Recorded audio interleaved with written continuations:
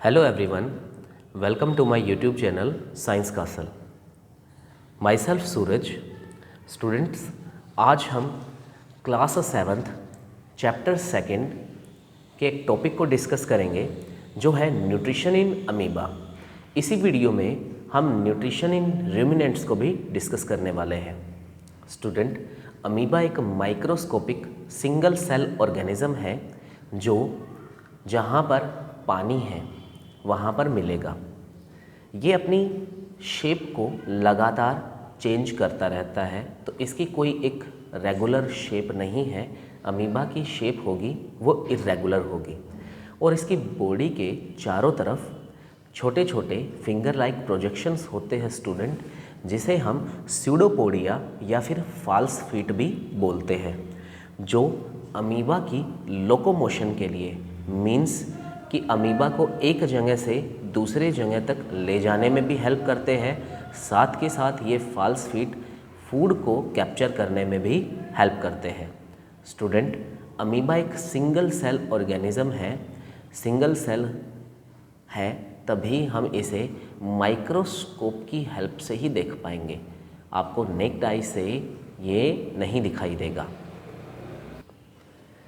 Students, humans की तरह जो अमीबा है उसमें भी न्यूट्रिशन 5 स्टेप में होता है. फर्स्ट स्टेप है इंजेशन. स्टूडेंट, इंजेशन में जैसे ही स्यूडोपोडिया किसी भी फूड को डिटेक्ट करते हैं तो स्यूडोपोडिया उसके चारों तरफ रैप होने लग जाएगा और उस फूड के पार्टिकल को अमीबा की बॉडी के अंदर खींच लेगा. स्टूडेंट, उस प्रोसेस को एंडोकाइटोसिस बोलते हैं. वो आप हायर क्लासेस में डिस्कस करोगे. जो नेक्स्ट स्टेप है, अब फूड अमीबा की बॉडी के अंदर आ चुका है और वो उसके फूड वैक्यूल में है. अब फूड वैक्यूल से जो एंजाइम्स हैं वो उस फूड को ब्रेक डाउन करने का काम करेंगे, मीन्स कि उसका डाइजेशन करेंगे. अब स्टूडेंट, जो फूड डाइजेस्ट हो चुका है अब वो डिफ्यूज़ हो जाएगा पूरी अमीबा के सेल में. नेक्स्ट जो स्टेप है एब्जॉर्प्शन के बाद वो है एसिमिलेशन. एसिमिलेशन में जो डाइजेस्टेड फूड है वो यूटिलाइज हो जाएगा अमीबा की बॉडी में और जो वेस्ट मटेरियल बचा, जो अनडाइजेस्टेड फूड बचा, वो एक्सपेल्ड आउट हो जाएगा सेम उसी प्रोसेस से जिस प्रोसेस के थ्रू अमीबा ने फूड को कैप्चर किया था. तो स्टूडेंट, लास्ट स्टेप होगा इजेशन. नेक्स्ट जो टॉपिक है स्टूडेंट्स हमारा वो है न्यूट्रिशन इन रूमिनेंट्स.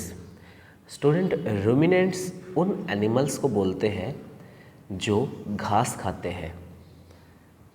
जो ग्रास ईटिंग एनिमल्स हैं जैसे काऊ, बफेलो, डियर, शिप, ये अपने फूड को क्विकली च्यू कर जाते हैं, खा जाते हैं.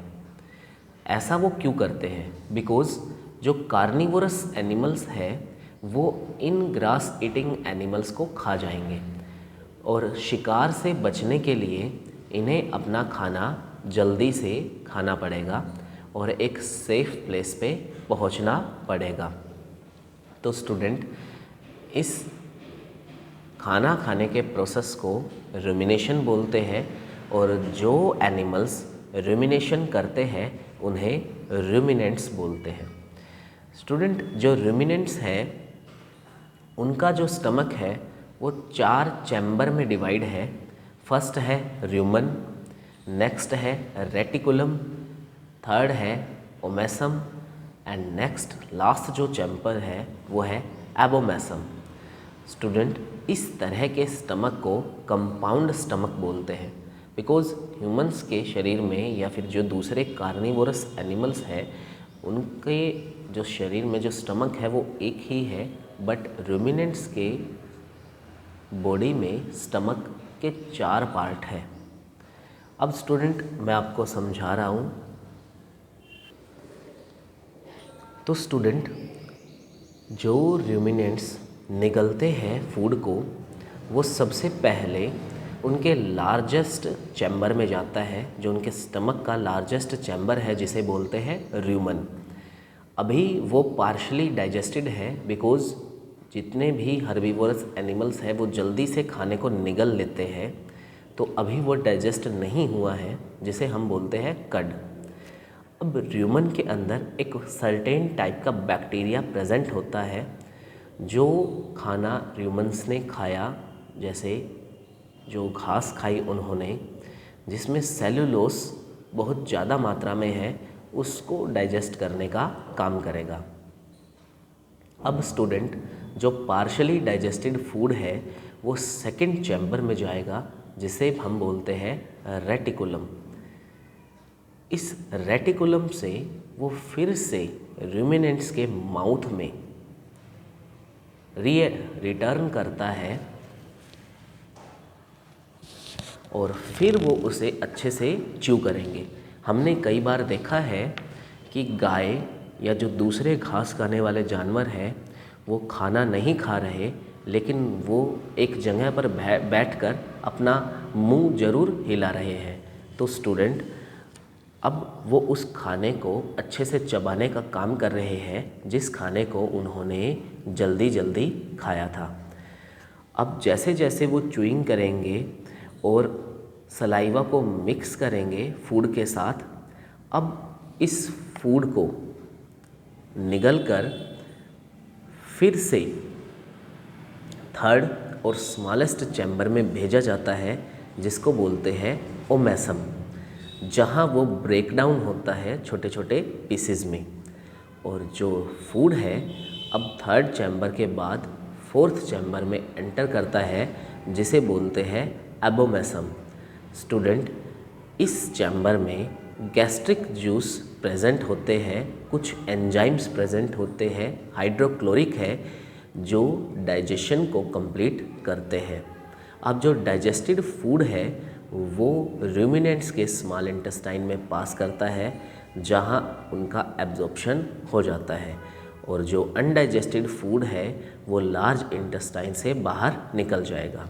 स्टूडेंट, ये एक डायग्राम है, इस पिक्चर से आप समझ सकते हो जो ग्रास ईटिंग एनिमल्स है उनकी भी एक फूड पाइप होती है जिसे बोलते हैं एसोफेगस।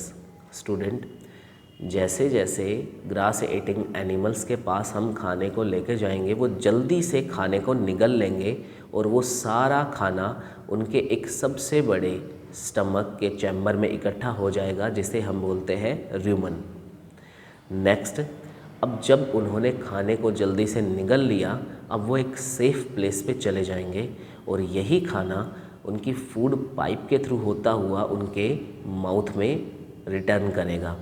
अब वो एक जगह पर शांति से बैठकर उस खाने को अच्छे से चबाएंगे, उसके साथ सलाइवा को मिक्स करेंगे और फिर उसे दोबारा से निगल लेंगे।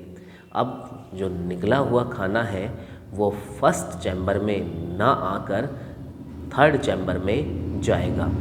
अब थर्ड चैम्बर में वो डाइजेस्ट होगा और उसके बाद फोर्थ चैम्बर में जाएगा, जहाँ फर्दर डाइजेशन होता है, जिसे हम ट्रू स्टमक भी बोलते हैं। फोर्थ चैम्बर से वो स्मॉल इंटेस्टाइन में चले जाएगा, जहाँ एब्जॉर्प्शन फूड का हो जाता है। तो स्टूडेंट, ये एक डाइजेस्टिव सिस्टम है एक रूमिनेंट का, एक काऊ का, जिसमें जो ये ग्रीन लाइन, जो ग्रीन एरो दिखाई दे रही है, जो एरो ग्रीन एरो चल रही है यहाँ पर फिगर में, ये वही प्रोसेस को डिस्क्राइब करेगी।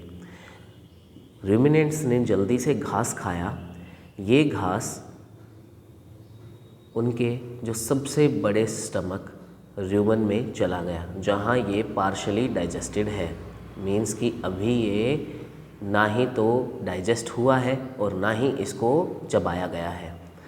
अब इसे फर्स्ट चैम्बर बोलते हैं। अब फर्स्ट चैम्बर से यही खाना रूमिनेंट्स के सेकंड चैम्बर, जिसे रेटिकुलम बोलते हैं, वहाँ पर आता है। अब इस रेटिकुलम से स्टूडेंट्स फूड जो काऊ या जो दूसरे हर्बीवोरस एनिमल्स हैं इनके मुंह में दोबारा से आएगा, जहाँ ये कंप्लीट च्यूइंग करते हैं, मीन्स खाने को अच्छे से चबाएंगे। अब जब इन्होंने खाने को चबाया और उसे निगल लिया तो निगला हुआ खाना इनके थर्ड चैम्बर, जिसे ओमेसम बोलते हैं, वहाँ पर जाएगा। नेक्स्ट उस ओमेसम के बाद अब ये फोर्थ चैम्बर में जाएगा, जिसे ट्रू स्टमक भी बोलते हैं, जो है एबोमेसम। वहाँ पर डाइजेशन का काम कंप्लीट होगा। अब डाइजेशन का काम कंप्लीट होने के बाद ये जो फूड है वो इनकी स्मॉल इंटेस्टाइन में जाएगा, जहाँ डाइजेस्टेड फूड एब्जॉर्ब कर लिया जाएगा और जो अनडाइजेस्टेड फूड है वो लार्ज इंटेस्टाइन के थ्रू होता हुआ बॉडी से एक्सपेल्ड आउट हो जाएगा। तो स्टूडेंट्स, आपको ये चैप्टर रीड करना है। अगर आपको ये वीडियो पसंद आई तो वीडियो को लाइक करें और चैनल को सब्सक्राइब करें। Bye students.